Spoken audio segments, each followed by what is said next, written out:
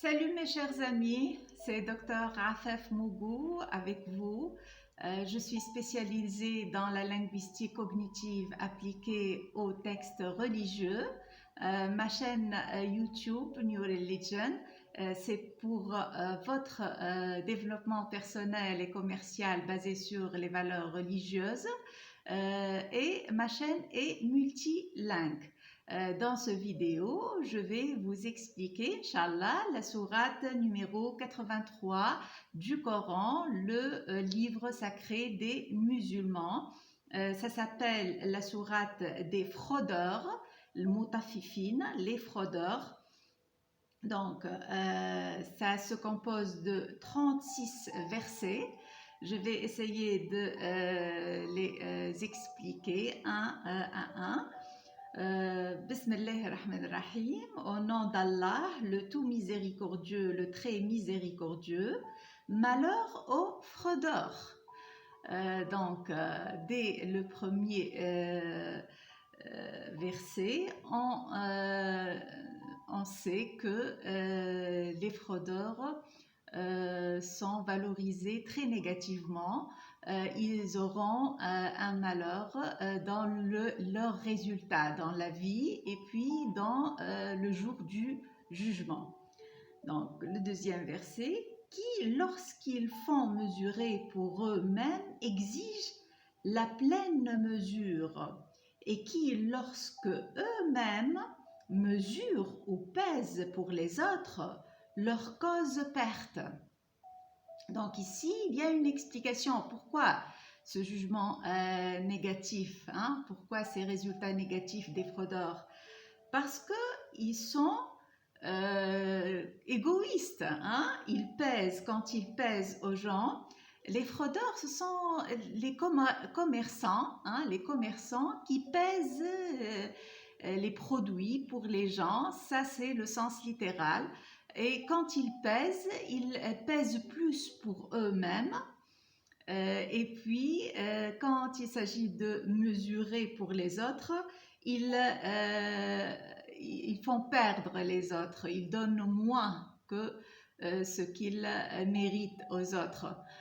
Donc, c'est de l'égoïsme.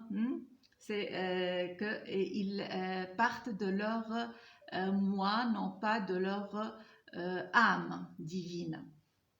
Ça, c'est contre ce qui est balance. Vous savez que quand on pèse aux gens, on utilise la balance.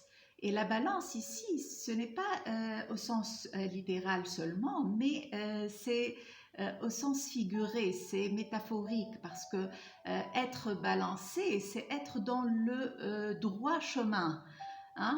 Et les gens qui sont des fraudeurs, ils ne sont pas des gens balancés. Donc, ils ne sont pas dans le droit chemin. Et l'islam et être croyant en votre âme, l'âme de Dieu dedans vous, exige que vous soyez balancé. C'est très, très répandu le schéma de la balance dans tous les mots du Coran. Et moi, je suis spécialisée dans ce domaine. Pardon, donc j'ai un livre en arabe, je vais vous expliquer la balance, le schéma de la balance qui est très très important. Ça, c'est mon livre en arabe sur le Coran. Ça s'appelle en arabe Tasawurat al-Majaziyya fi al-Qur'an, Muqaraba Arfaniya li Balaghat al-Nass al-Qur'ani. Et en français, les métaphores conceptuelles du Coran, une approche cognitive, la linguistique cognitive. Donc, le schéma de la balance, c'est ça. C'est ça le schéma de la balance qui existe dans le Coran et puis notamment dans cette sourate. C'est ça. Donc, vous voyez, c'est ça la balance. Et quand le fraudeur donne plus à lui-même ici, c'est pas du tout balancé. Il donne plus à lui-même et il amoindrit pour les autres. Donc c'est le contrebalance. C'est quelque chose qui n'est pas balancé. C'est une personne qui n'est pas balancée. Et bien sûr, le fraudeur ici, c'est un symbole. Il symbolise toute personne qui est extrémiste, hein, dans ses pensées, dans son attitude, son comportement. Tout extrémiste qui n'est pas balancé, ça veut dire il est un fraudeur. C'est ça l'essence de la foi, hein, que Dieu nous implore dans le Coran. C'est ça la philosophie du Coran. C'est ça c'est vous, hein, vous êtes un voyageur. Ça c'est très répandu au Coran. Donc, je vais par ce schéma-là expliquer où se trouve le fraudeur. Hein? Donc, vous êtes un être humain, hein, très content. Vous avez un chemin et ce chemin doit être mustaqim, sirat mustaqim, doit être droit, un chemin droit. Qu'est-ce que ça veut dire? Un chemin droit, ça veut dire un chemin qui mène à un objectif émanant de l'âme de Dieu dedans vous, non pas de votre moi. Hein. Si vous êtes dans ce chemin-là, allant vers cet objectif-là, alors vous êtes dans le droit chemin. Et dans la Fatiha que j'ai expliqué, Surat al-Fatiha, c'est dit Bismillah ar-Rahman ar-Rahim en arabe, Ehdina ila sirat al-mustaqim, et en français, guide-nous vers le droit chemin. Donc, il faut que vous soyez ici et votre objectif dans la vie soit émanant de l'âme de Dieu dedans vous. Et c'est ça la justesse, l'houda. Donc, sinon, si votre objectif, si vous n'avez pas d'objectif dans la vie, vous êtes perdu, vous êtes ici, un fraudeur, hein, parce qu'il n'y a pas de balance dans votre vie. Si vous n'êtes pas dans le droit chemin, vous êtes un fraudeur. Hein? Donc, un fraudeur, c'est quelqu'un qui n'a pas d'objectif ou qui a un objectif émanant de son moi, non pas de l'âme de Dieu dedans lui. Hein? Si votre objectif émane de votre moi, ça veut dire vous ne servez pas les gens avec votre objectif dans la vie. Vous servez votre moi. C'est pour votre personne, telle et telle. Hein?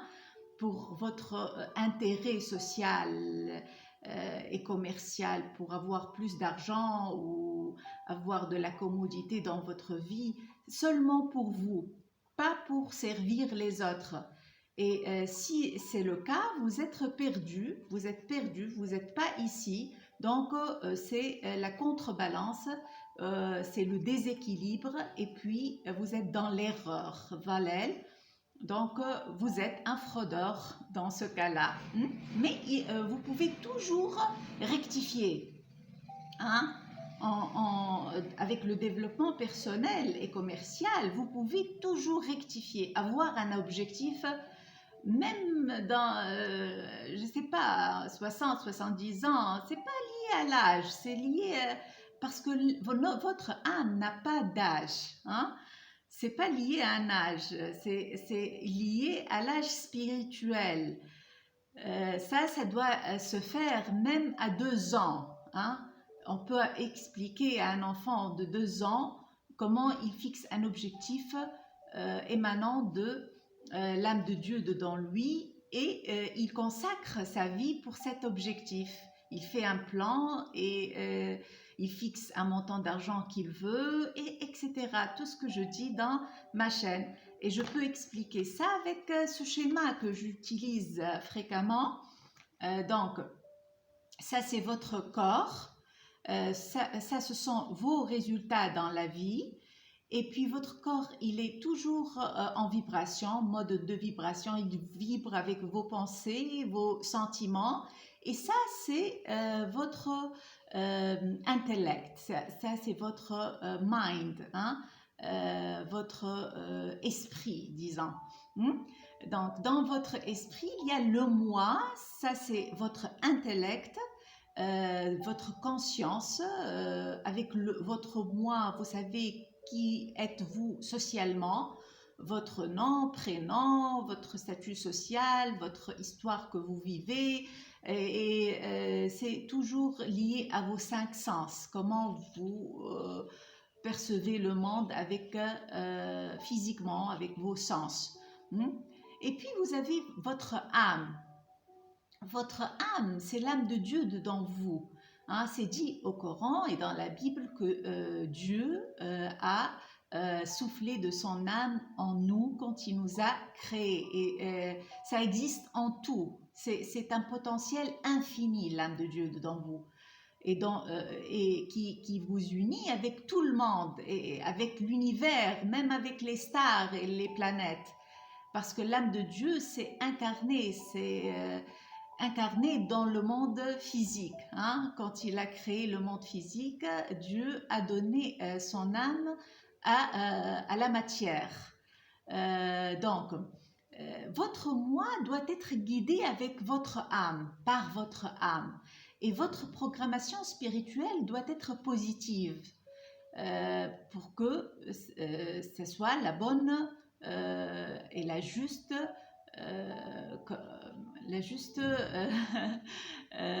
pensée ici. Vous pensez des choses justes, hein, parce que votre âme, c'est votre âme qui guide, qui contrôle vos résultats. C'est pas votre moi.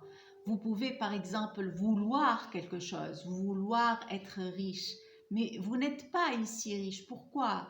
Parce que vous n'avez pas le programme spirituel de la richesse. Et Dieu est richesse. El-Ghani ou el-Hamid en arabe. Donc, si vous n'êtes pas ici riche, ça veut dire, ça veut pas dire que vous voulez pas être riche. Tout le monde veut ça.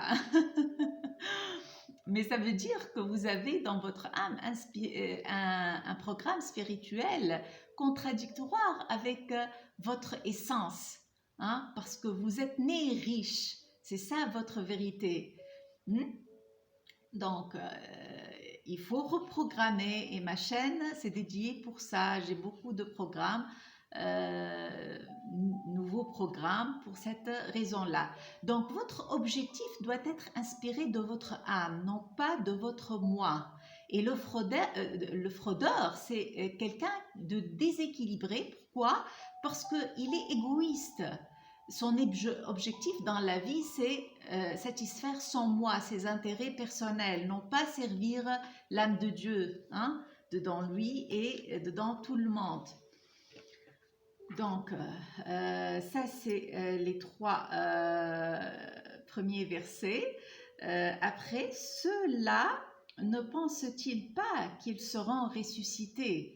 Donc, les fraudeurs, quand ils sont dans l'erreur, hein, non pas dans le chemin droit, est-ce qu'ils ne réalisent pas qu'il y a Yawm al-Qiyamah, le jour du jugement, ressuscité, ça veut dire que leur âme va être réveillée de la matière un jour et on va retourner à Dieu. Mais ceux qui ont choisi leur moi, donc la matière, ils vont rester dans la matière, ils vont périr dans la matière. Hein? Donc, est-ce qu'ils ne pensent pas à ça? Donc, s'ils veulent être avec Dieu, ils doivent rectifier leur chemin, leur attitude dans la vie. En un jour terrible, le jour terrible, c'est le jour du jugement, quand Dieu va décider de finir le monde matériel et d'être seulement une âme, une pure âme, une âme pure. Pourquoi il est terrible ce jour? Parce que ceux qui ont choisi la matière, le moi, et qui n'ont pas cru dans l'âme, ils vont périr dans la matière. Le jour où les gens se tiendront debout devant le Seigneur de l'univers. Ça veut dire quoi, se tenir debout? Ça, c'est une métaphore. ça veut dire se réveiller de la matière, quand votre âme se réveille de la matière, hein? Quand on se réveille de ce monde de rêve dans la matière, quand notre âme va être pure âme, quand on va être pure âme et on va donc Dieu va décider de finir le monde matériel. Non, mais en vérité, le livre des libertins sera dans le Sijin. Qu'est-ce que ça veut dire, le livre des libertins? Les libertins, ce sont les gens qui ont choisi les plaisirs charnels, comme le fraudeur. Donc, le livre, ici, le livre, c'est une métaphore. Vous savez qu'au Coran, il y a une métaphore très répandue. C'est Lawh al-Mahfouz, le tableau enregistré. Hein? Ça, c'est une métaphore pour dire l'âme de Dieu. En l'âme de Dieu, il y a tout. Tout est créé, tout est déjà fait. Hein? Vous créez rien et vous démolissez rien. Tout est créé. Par exemple, si vous brûlez ça, par exemple, ça, hein, 20 dinars tunisiens, vous les brûlez. Ils n'ont pas disparu. Ils n'ont pas disparu. Ils ont disparu de la matière, mais comme idée, ça reste, ça existe toujours. Parce que je peux avoir 100 ou 1000 pièces comme ça, si je veux, si j'y pense. Hein? Parce qu'il y a des trillions qui sont créés dans l'âme de Dieu, comme ça. Hein?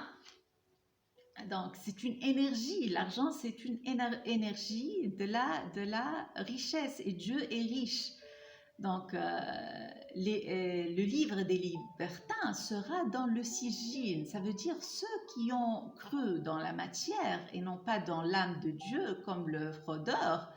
Il va être dans le Sijin. Ça veut dire très bas. C'est un endroit très bas dans l'âme de Dieu. Hein? Et qui te dira ce qu'est le Sijin? Hein? Et qui te dira ce qu'est le Sijin? Hein?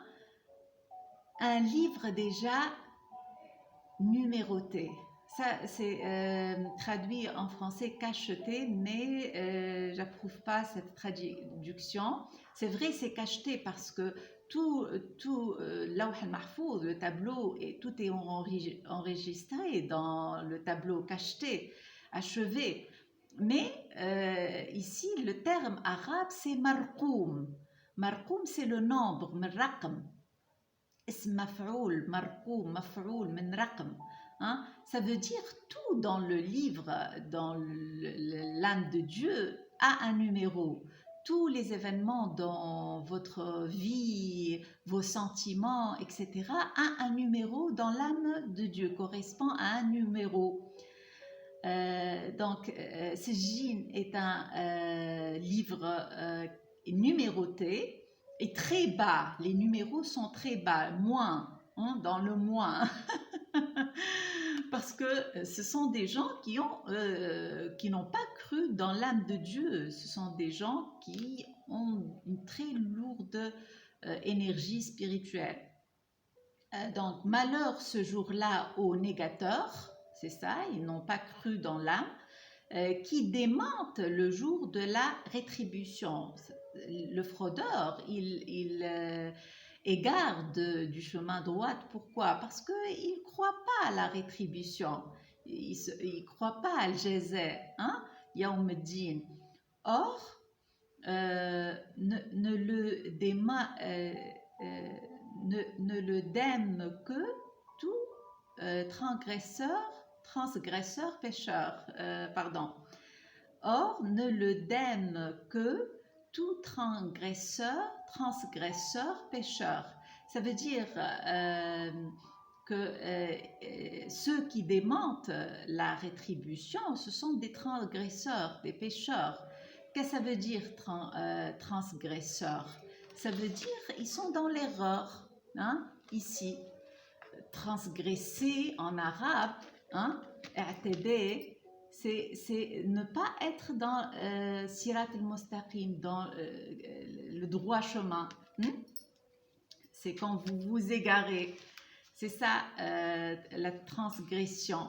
Et les pécheurs, c'est ça, c'est quand vous vous trouvez dans l'erreur, sans objectif correct dans la vie. Donc,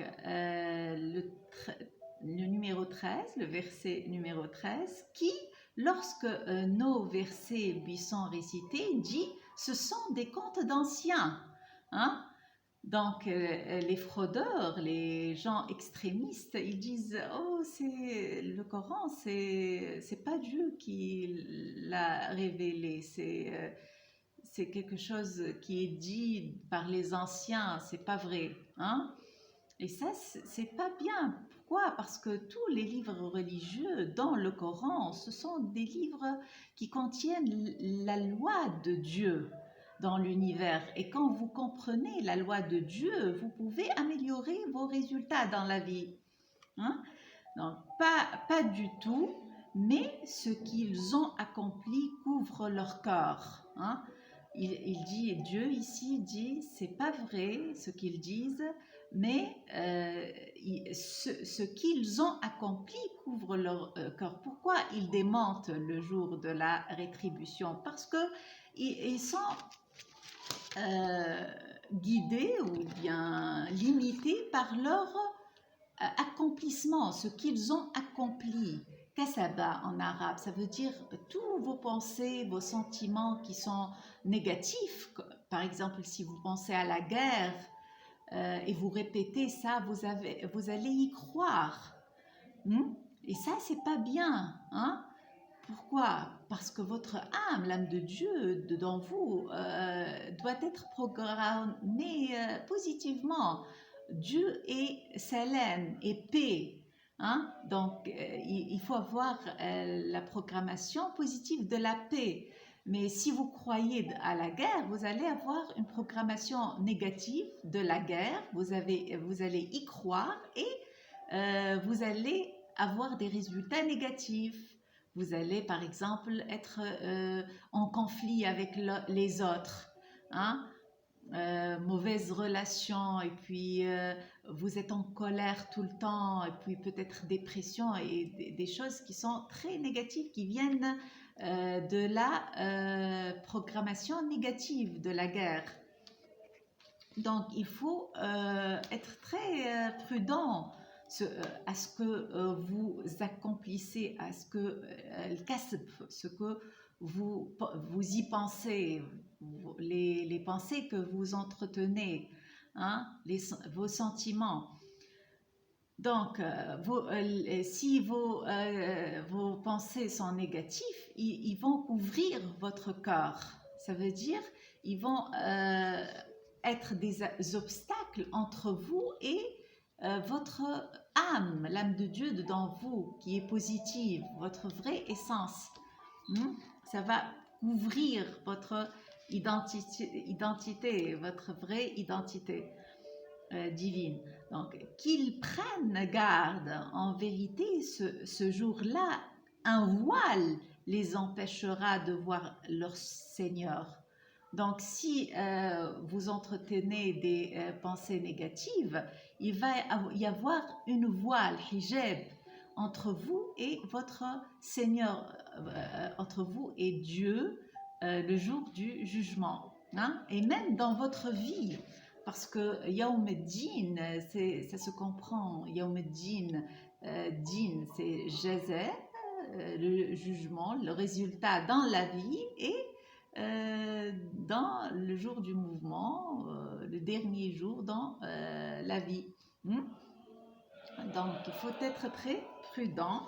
Il faut, par exemple, si vous pensez au manque de l'argent et vous dites qu'il y a des crises et tout ça, économiques, ça va vous programmer avec la programmation négative du manque. Or, vous avez un programme spirituel très positif émanant de l'âme de Dieu qui est la richesse, parce que Dieu est riche.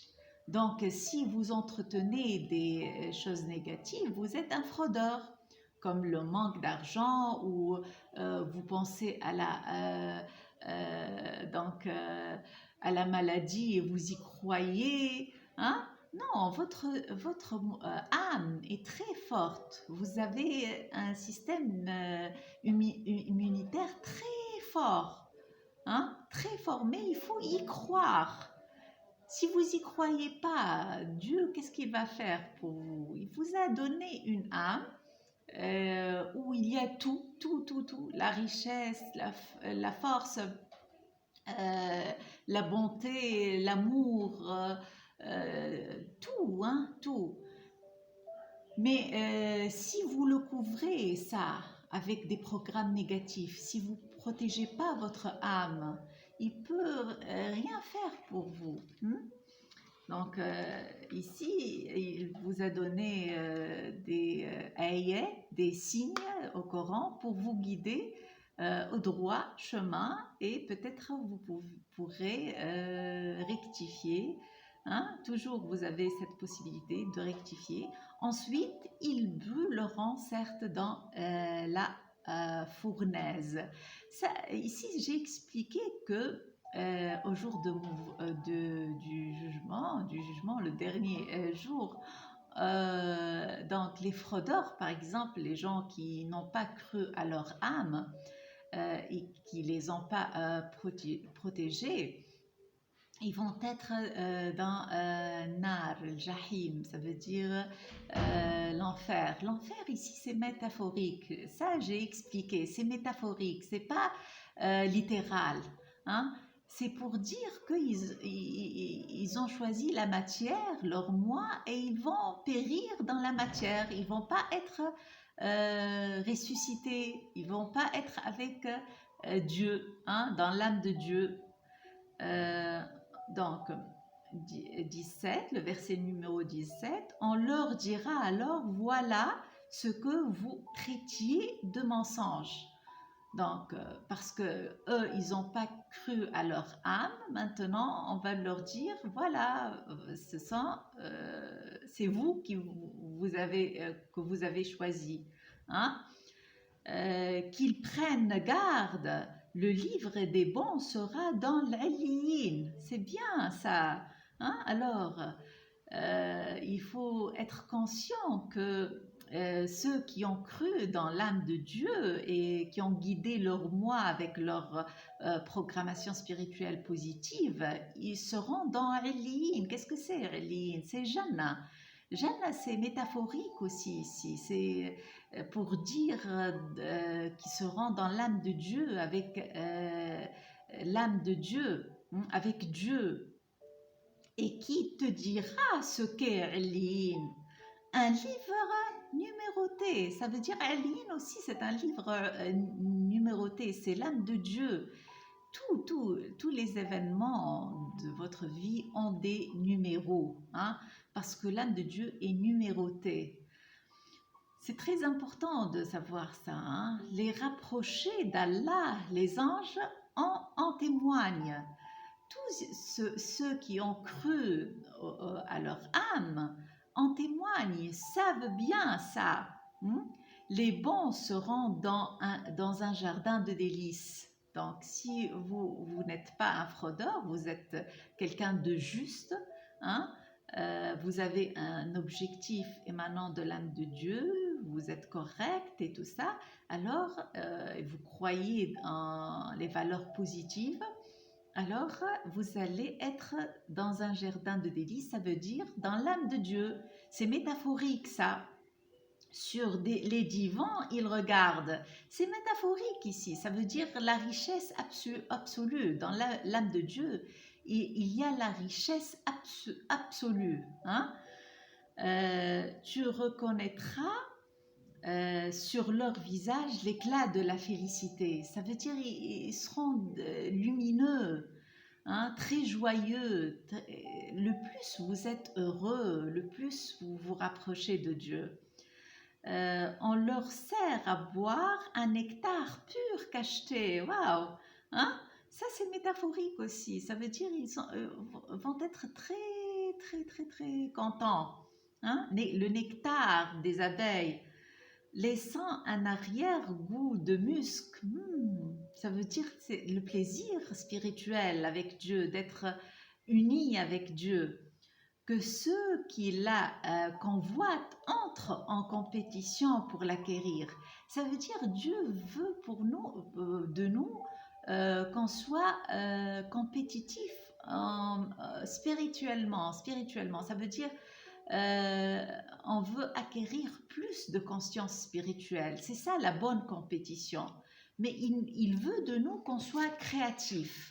Dieu est création, hein? Lui, il est créateur. Et vous avez le pouvoir créatif dans votre âme. Mais il faut y croire. Si vous êtes ici, dans votre moi, vous allez vous compéter avec les autres, être en compétition. Et la compétition a des résultats négatifs. Le stress, à cause du stress, hein? Le fraudeur, c'est quelqu'un qui compite avec les autres, qui est toujours en compétition. Pourquoi? Parce qu'il est égoïste, il ne croit pas à l'âme, il n'est pas créateur.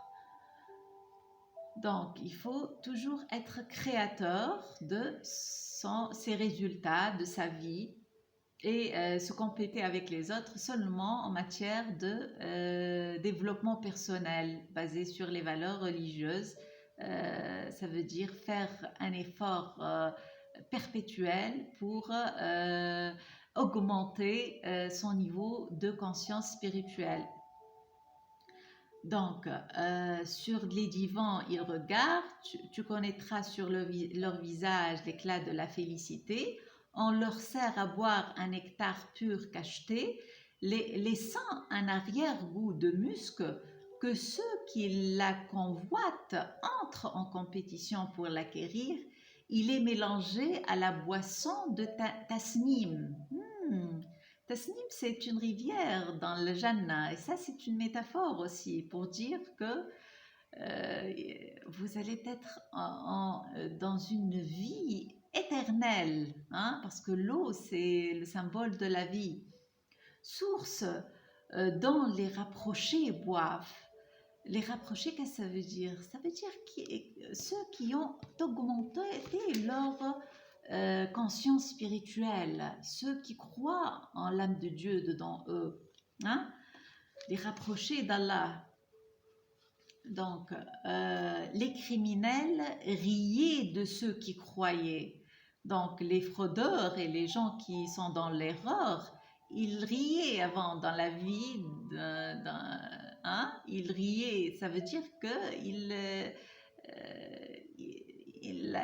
ils n'aiment pas les gens qui ont cru dans le chemin de Dieu, dans leur âme. Ils se dérisent, ils se moquent d'eux, et ça c'est pas bien. Donc, les criminels riaient de ceux qui croyaient et passant près d'eux, ils se faisaient des œillades. Hein? Ça c'est pas bien aussi. Et retournant dans leur famille, ils retournaient en plaisantant. L'ironie ici, parce qu'ils se moquent des croyants.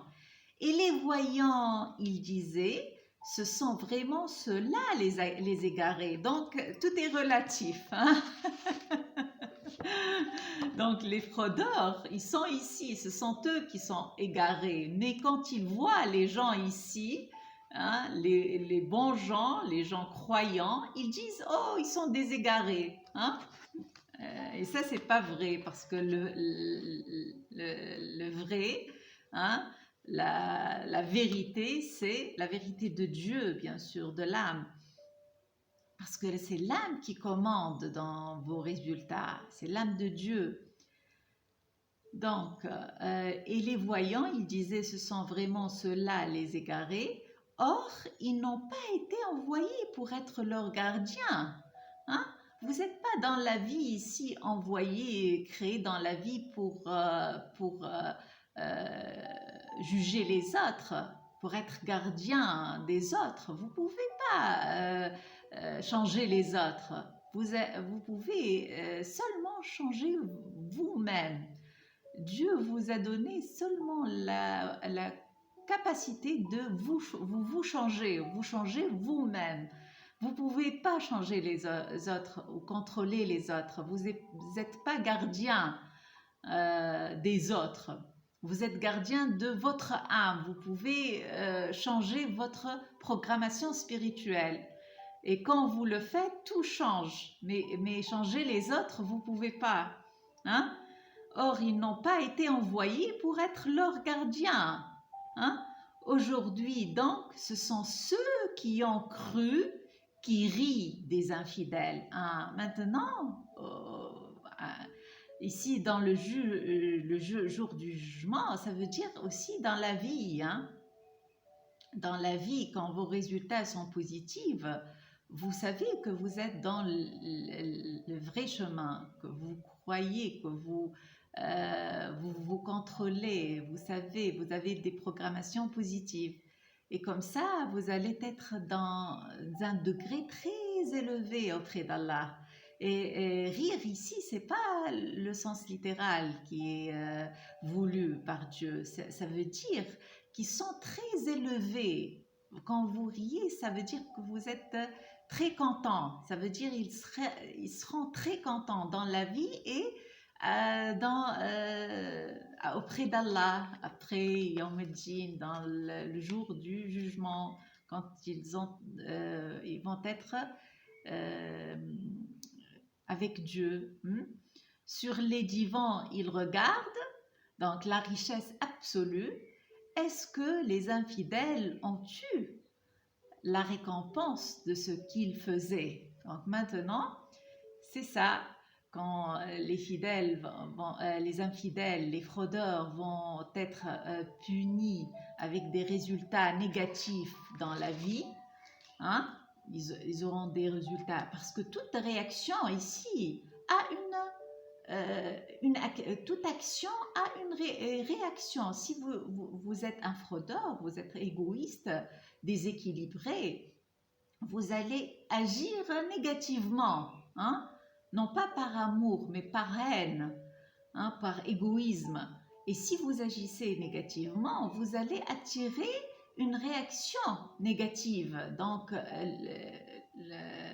vous allez être puni dans votre vie actuelle et après, dans le jour du jugement, quand les fraudeurs ne seront jamais avec Dieu. Ils ne vont pas être une pure âme.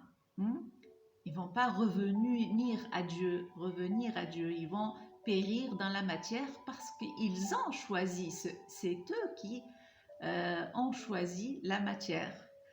Voilà, c'est très sadaqallahu mawlana al-azim. C'est vraiment la parole de Dieu, correcte, vraie, émanant de l'âme divine, qui nous guide vers le bon résultat dans notre vie, le bon chemin, le chemin droite.